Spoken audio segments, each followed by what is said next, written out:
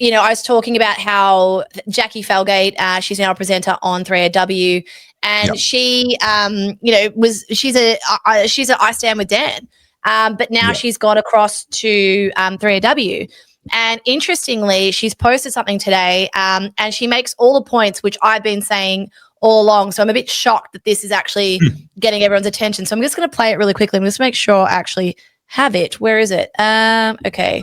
Sorry, I'm just trying to find it. I might just have to send this to myself because, hang on, get the link. Sorry, guys. I know I'm painful. Okay, here it is. Now share this.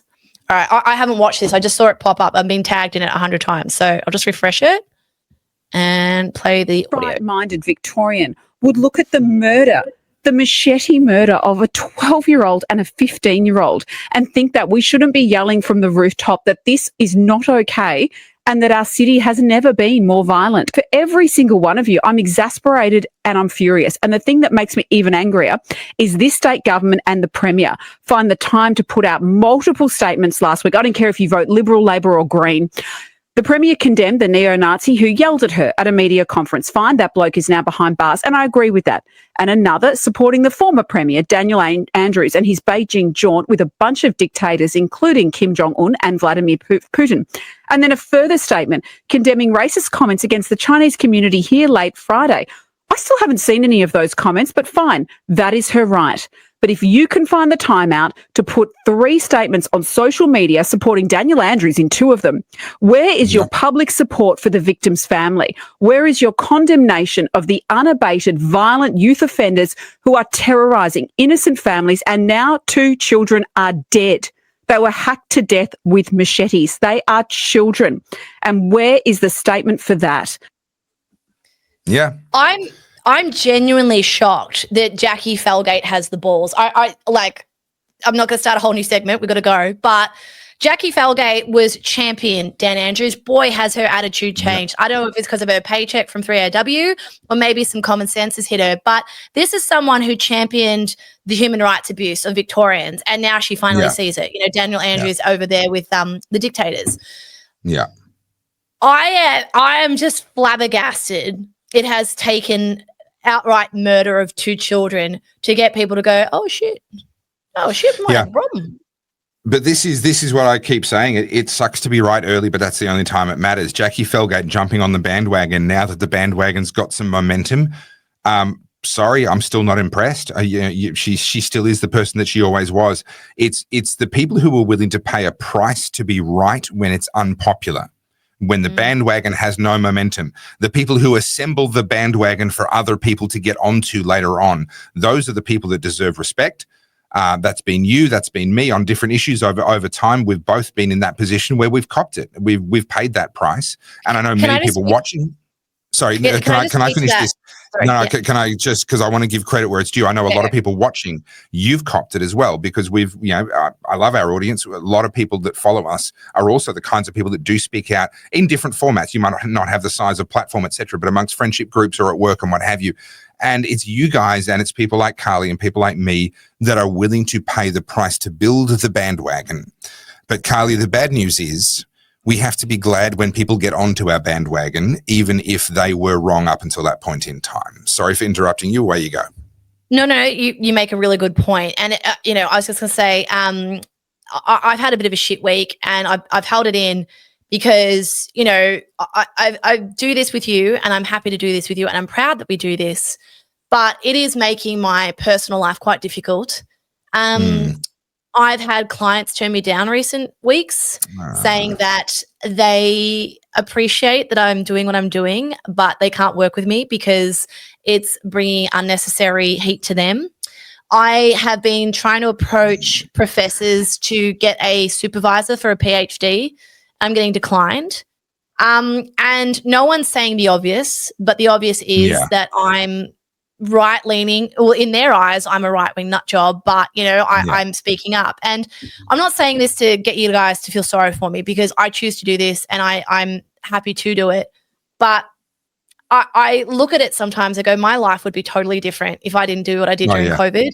And to think that, I've been on the right side of history, as you say, for 6 years And now I can't actually ever, I know I'm sounding like I'm whinging, I get it, but I feel like I'm being punished in my personal life for doing what's right. And it's kind of breaking my heart a little bit, if I'm honest. And I'm not going to stop.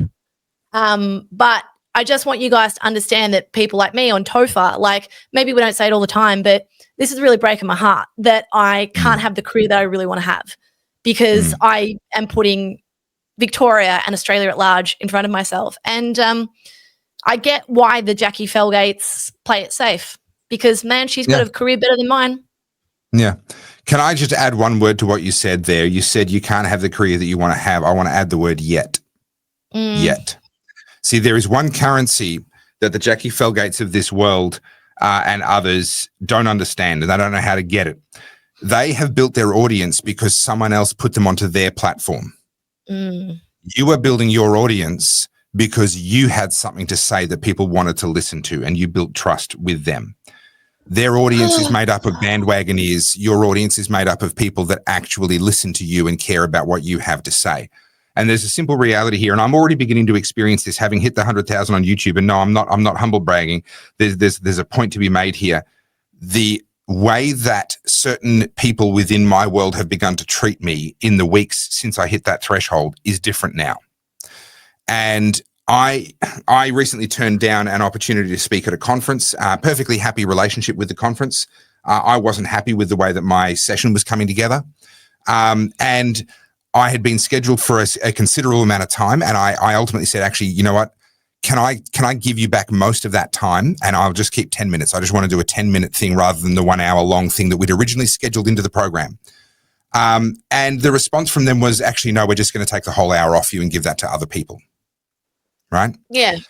And I didn't argue. I just said, okay, that's completely fine. And it's not a problem at all. Because I already know that in 2 years' time, they will be begging me to come and speak on their stage. Right? And it might be a little bit more than 2 years for you because you're at you're a bit more recent into this and you're coming from a slightly lower quantum. Although I've got to say your capacity to build audience on a place like Instagram is pretty incredible. But the day will come when other people will be saying, damn, I wish I could work with her. And all of this political stuff will be a distant memory. It will be. The world is changing. I hope so. And look, I'm not trying to get you guys to feel sorry for me. It's just, it's an internal conflict I have. When I put that reel up today, I knew full well that I'd sent out a bunch of emails to potential supervisors in very left-leaning universities. And I was like, shit, I'm going viral for talking up about the government whilst simultaneously trying to get these same people to support me to do a PhD. And it's fucking heartbreaking. You just feel sidelined from life, but whatever, enough about me. Yep. Well, Susan makes a great point. Carls, look at Dr. Asim Malhotra, ridiculed as the top UK cardiologist and now advisor with RFK Jr. And so many others. There are so many other examples. And honestly, this is just one of those things that hang on, here we go. Pro Engineer says 100% I'm keeping my signed card that came with the 2 books I bought from Carl's because they're going to be worth a lot of money one day. This is the reality. Let's not forget this as well. Okay. You photographed Jordan Peterson. You photographed Gordon Ramsay. There are people who would kill to have won the awards that you've already won, to have photographed the people that you've already photographed. I completely understand where you're at because you see and you feel the ones that get away, right? And if you have a string of them in a row at a tough moment in time, it really freaking hurts. I get it. I do. But just take a step back. Just take a step back, all right? We are going to get you through the current moment that you're in. And you've got G-Man in your corner now. And I tell you what, that's a hell of an asset to have in your corner. Oh, I know. I'm very spoiled. But I guess what people don't realize is that, we love doing this. And I know people call us grifters or whatever, but, the fact that my clients are dropping me because of this podcast is like, these are people I've worked with for a really long time. They support me in private, but they won't stand by me in public. And I know it. I went through it in COVID, but I feel like it just burns a second time. In COVID, I was a bit shocked by it all. But this time around, I'm like, I'm not even speaking anything nasty. I'm Yeah. advocating that children don't get fucking stabbed on the street and I get punished for it. Like, Yeah. sorry, I should go, but it's fucked. It's Yeah. fucked that I get punished for saying what everyone's thinking. And, and then Jackie Felgate and Fifi and Feb jump on now that it's safe to do it. And everyone's like, oh, wow, these guys are so amazing. You just sort of go, fuck, this sucks. Yep. Anyway, enough about me. Sorry. Okay. I don't want to cry. I hate crying. Well, here you are again. Thank you so much for watching the Oddcast. You've just seen a clip from the wonderful Carly and myself. Am I wonderful? No, but Carly is. And between us, we make a good team. So head on over to the Oddcast HQ on YouTube and watch our full episodes over there. See you there.